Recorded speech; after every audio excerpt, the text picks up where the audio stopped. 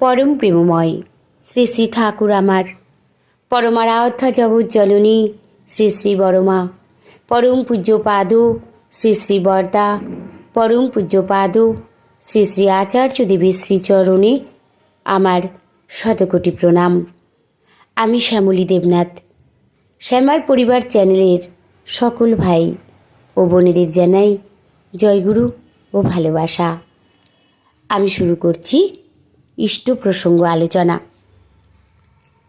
আমাদের প্রত্যেকের জীবনেই সমস্যা থাকে। নানান রকম সমস্যায় আমরা জর্জরিত হয়ে পড়ি। জীবনে যে কোনো ছোটোখাটো সমস্যা আসলেই আমরা দিশাহারা হয়ে পড়ি, আমরা হতাশায় ভুগতে থাকি। পরম প্রেমময় শ্রী শ্রী ঠাকুর বলেছেন, সংকোচী দুঃখ, প্রসারণী সুখ। তিনি আরও বলেছেন, বিস্তারী জীবন, বিস্তারী প্রেম। ভগবান শ্রীকৃষ্ণ, শ্রী রামচন্দ্র, প্রভু যীশু, শ্রী চৈতন্য, শ্রী শ্রী ঠাকুর, অনুকূলচন্দ্র, এই মহামানবদের জীবন পর্যালোচনা করলে দেখতে পাব তাদের প্রত্যেকের জীবনে বিশাল বিশাল সমস্যা ছিল, যার হাজার ভাগের এক ভাগ সমস্যাও যদি আমাদের থাকতো তাহলে আমরা দিশেহারা হয়ে এই জীবন সম্পর্কে একটা বিতৃষ্ণা এসে যেত। শ্রীরামচন্দ্র, যিনি পুরুষোত্তম, তাকে বিনা দোষে রাজমহলের সুখ ছেড়ে বনবাসে যেতে হলো। সেখানে গিয়েও শান্তি নেই তার। প্রবল পরাক্রমী রাবণ এসে রামের স্ত্রী সীতাকে অপহরণ করে নিয়ে গেল। কষ্ট করে প্রবল যুদ্ধে জয়ী হয়ে তিনি সীতাকে উদ্ধার করলেন। তারপরও তার পত্নী প্রেম নিয়ে মানুষ অনেক অপবাদ দিল। এই বিশাল সমস্যায় পড়েও প্রভু রামচন্দ্র কিন্তু হতাশ হননি। তিনি ঈশ্বরকে দোষ দিয়ে কপাল চাপড়াননি, কারো সাথে মাথা গরম করে ঝগড়াঝাটি করেননি।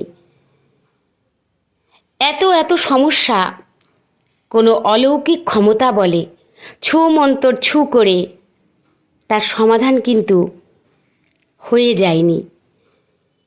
বাস্তবভাবে করলে সমাধান হবে, তিনি তাই করেছেন। অথচ আমরা সমস্যায় পড়লেই সবার আগে ঈশ্বরকে দোষারোপ করি।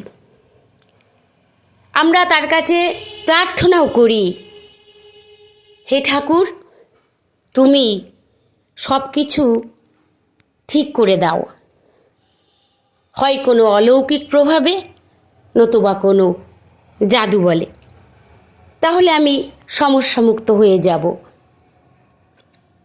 ভগবান শ্রীকৃষ্ণের জীবনেও তদ্রূপ। তিনি স্বয়ং ঈশ্বর, এই বিশ্ব ব্রহ্মাণ্ডের অধীশ্বর, অথচ তার জন্মটাই হলো কারাগারে। জন্মের পর মাতৃস্তন্য পর্যন্ত পান করার সুযোগ তিনি পাননি। রাতের অন্ধকারেই পালিয়ে আসতে হলো অনেক দূরে পালিতা মায়ের কাছে। সেখানে গিয়েও শান্তি নেই। কিছুদিন পর কংস তাকে হত্যা করার চেষ্টা করতে লাগলো।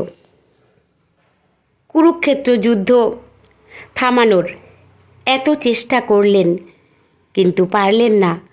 অথচ যুদ্ধ শেষে গান্ধারী সমস্ত দোষটাই শ্রীকৃষ্ণের ওপর চাপিয়ে দিলেন। তেমনি প্রভু যীশুখ্রিস্ট, তার জীবনও চরম অত্যাচার ও লাঞ্ছনার মধ্যে ছিল।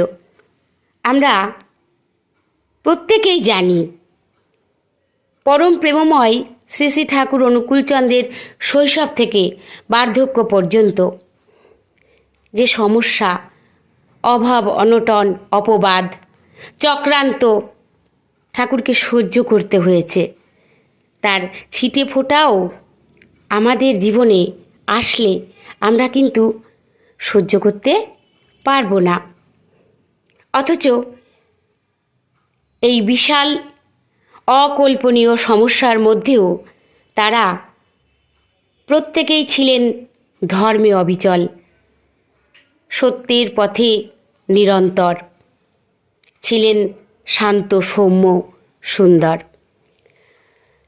সমস্যা নিয়ে তারা কেউ ব্যতিব্যস্ত হননি, হতাশায় ভোগেননি, দিশেহারা হয়ে জীবন থেকে পালিয়ে বেড়াননি। বরং তাদের জীবন এত বিশাল ছিল, এত মহৎ উচ্চতায় অবস্থান করতেন তারা, এতটা বিশ্বময় বিস্তৃত ছিল তাদের জীবন, যেখানে এত বড় বড় সমস্যা তাদের জীবনে আসা সত্ত্বেও তারা সকল সময় পজিটিভ এনার্জির আধার ছিলেন। তারা কোনো নেগেটিভ এনার্জি তাদেরকে টলাতে পারেনি। আমরা যদি নিজেদের জীবনে নানান সমস্যা মধ্যেও শান্তিতে, আনন্দে, স্বচ্ছন্দে থাকতে চাই, জীবনকে আরও বিস্তৃত করতে চাই, আরও বিশাল করতে চাই, তাহলে তার সহজতম উপায় সেই বিরাট শিশুর সাথে যুক্ত হওয়া। তিনি যুগোপযোগী সদ্গুরু, তিনি সমস্ত সমস্যার সমাধানকারী। তাকে গ্রহণ করে তার সাথে যুক্ত হয়ে তার নির্দেশ পালনে আমরা আন্তরিক হব যতই, ততই আমাদের জীবন ক্ষুদ্র আত্মকেন্দ্রিকতার গণ্ডি ভেঙে বিরাটের দিকে ধাবিত হতে থাকবে। আমাদের জীবন মহান উচ্চতায় অধিষ্ঠিত হবে। বড় বড় সমস্যা এলে আমরা সেগুলো হেলায় পাশ কাটিয়ে চলে যাব, কারণ সমস্যা সবার জীবনেই আসে। তাই জীবনে যেমন ভালো আছে, মন্দ আছে, আনন্দ আছে, কষ্ট আছে, সুখ আছে, সমস্যা আছে। তাই এই সমস্যা থেকে দূরে থাকার জন্য আমাদেরকে ধ্যান জ্ঞান দিতে হবে সেই তার টানে। সমস্যা থেকে মুক্তি চাইলে সারাক্ষণ আনন্দ ও সুন্দরের কথা ভাবতে হবে। সকল সময় আমাদের টান রাখতে হবে পরম প্রেমময় শ্রী শ্রী ঠাকুর অনুকূলচন্দ্রের উপর। তাকে ঠিকঠাকভাবে যদি আমরা ভালোবাসি, তার কথা মতো চলার চেষ্টা করি, সমস্যা তো আসবেই। সমস্যা নেই এমন কেউ নেই, কারো কম কারো বেশি। আর সমস্যা কখন ছোট হবে, কখন সমস্যা বড় হবে, এটা আমরা কেউ কিন্তু বুঝতে পারি না। অশান্তি প্রত্যেকের ঘরে কম বেশি থাকবেই। তাই আমরা যদি সকল সময় সেদিকে, সেই অশান্তির দিকে ধ্যান না রেখে আমরা যদি ইষ্টের দিকে ধ্যান রাখি, তাহলে সেই সমস্যা আমাদের কিচ্ছু করতে পারবে না। পরম প্রেমময় শ্রী শ্রী ঠাকুর অনুকূলচন্দ্র বলেছেন, দুর্বলতার সময় সুন্দর ও সবলতার চিন্তা করো। ঠাকুর বলেছেন, দুর্বলতার সময় সুন্দর ও ও সবলতার চিন্তা করো। সুন্দর ও আনন্দের সাথে যুক্ত থাকলে মন আলোয় উদ্ভাসিত হয়ে ওঠে। সব তালারই একটা চাবি আছে, কিন্তু অন্ধকার ঘরে হাতড়ালে সেই চাবি খুঁজে পাওয়া অসম্ভব। তাই চাবি খুঁজে পেতে হলে ঘরে আলো জ্বালতে হবে। যতক্ষণ আমরা দুঃখে নিমজ্জিত থাকি, সমস্যার কথা ভাবতে থাকি, ততক্ষণ আমাদের মন অন্ধকারাচ্ছন্ন হয়ে থাকে। তাই তো আমরা সেই সমস্যার সমাধান খুঁজে পাই না। কিন্তু সমস্যায় পড়ে হঠাৎ করে সুন্দর, আনন্দ ও সুখের চিন্তা করা সম্ভব নয়। হঠাৎ করে দুর্বলতায় পতিত হয়ে সবলতার চিন্তাও মাথায় আমাদের আসে না। কিন্তু তাই প্রতিক্ষণ, প্রতিটি ক্ষণে, প্রতিদিন এই সুন্দর ও আনন্দের সাথে যুক্ত থাকার অনুশীলনে আমাদের রত থাকতে হবে। এই কারণেই সদ্গুরু দীক্ষা গ্রহণ করে নিত্য নাম ধ্যান, নিত্য ইষ্টভৃতি পালন, নিত্য যজন যাজন ইষ্টকর্মে নিত্য নিজেকে যুক্ত রাখতে হবে। এভাবে চললেই সকল সমস্যার সমাধান আপনিই কেটে যাবে। অশান্তির মধ্যে পড়ে আমরা ভীষণভাবে যন্ত্রণায়, বেদনায় ছটফট করতে থাকি, ভালো লাগে না কিছু। তখন ওই ঈশ্বরের কথাও মনে থাকে না, কিন্তু আমাদের মনে রাখতে হবে, ভুলে গেলে হবে না। ঠাকুরকে নিয়ে চলতে হবে, তার প্রতি টান রাখতে হবে। তাই আসুন আমরা সকলেই পরম দয়ালের শ্রীচরণে প্রার্থনা জানাই, ঠাকুর তোমাকে নিয়েই যেন সকল সময় আমি থাকতে পারি। আমার মন যেন সকল সময় তোমার ধ্যানে মগ্ন থাকে, তাহলেই আমি ভালো থাকব।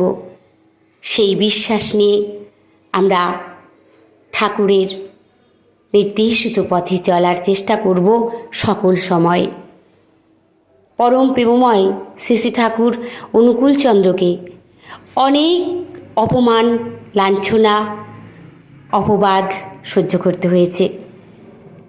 ঠাকুর আমার তার জন্য কোনো প্রতিবাদ করেননি।